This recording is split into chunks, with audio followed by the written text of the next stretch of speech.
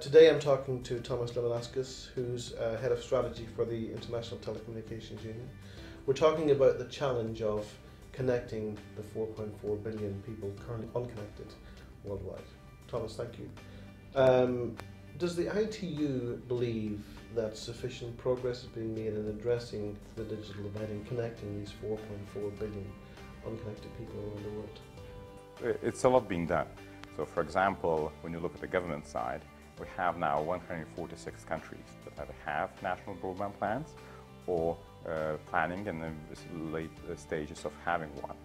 So they actually, government showing commitment and showing the leaderships there. And our research shows it does matter. So the countries where you have national broadband plan usually enjoy 7.5% around that higher penetration mobile broadband.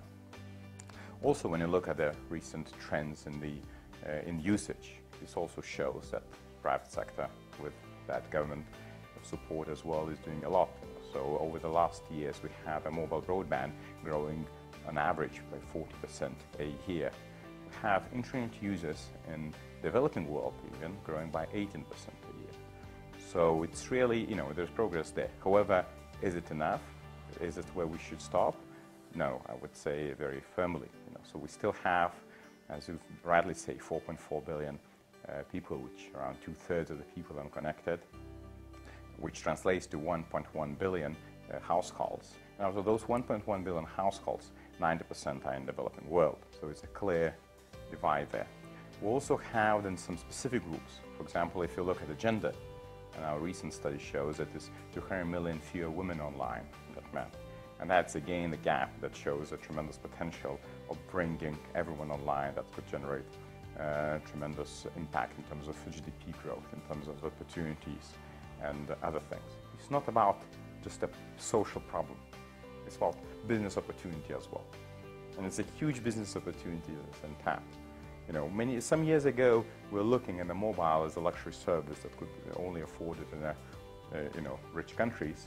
Then we saw that all the growth and revenue started coming from the countries where average revenue per user would be at $3 per capita. So that means solutions can be found, and people are creative enough to find them. I think what's important from our perspective, to direct those efforts, to try to help to shape the goals, to try to help to measure. That's again what ITU does with the statistics, help to measure the progress towards that, and then together with all the stakeholders actually to work towards that. And I'm optimistic that we're going in the right direction.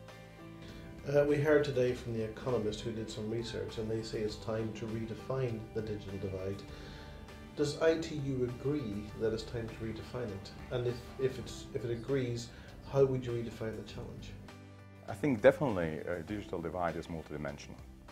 And not being connected is just one dimension, which is still very huge, because you still have more than 60% of people unconnected. That means that is the biggest part of the global population.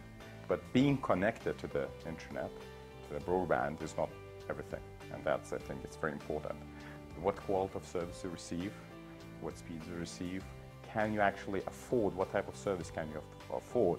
And for example, again, when we look at the mobile broadband using laptops service, you can see that in Africa that would cost you around 55 to 58% of your monthly income to subscribe to that service, whereas in the developed world it's around 1.5 to 2%. So it's very different. So whether you use that, whether you can afford to use that on a laptop as mobile broadband, or just use that on your smartphone, and what's then your experience, what services you can access, it's very different.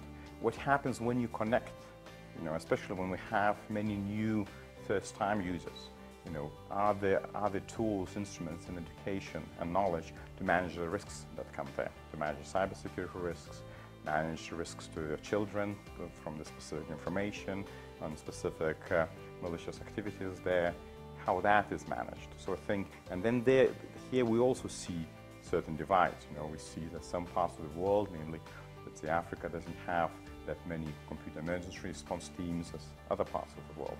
So I think there are many dimensions, and we definitely need to see that divide and bridging the divide in a holistic manner. Thomas, thank you very much for your time and for your answers. Thank you very much. Yeah.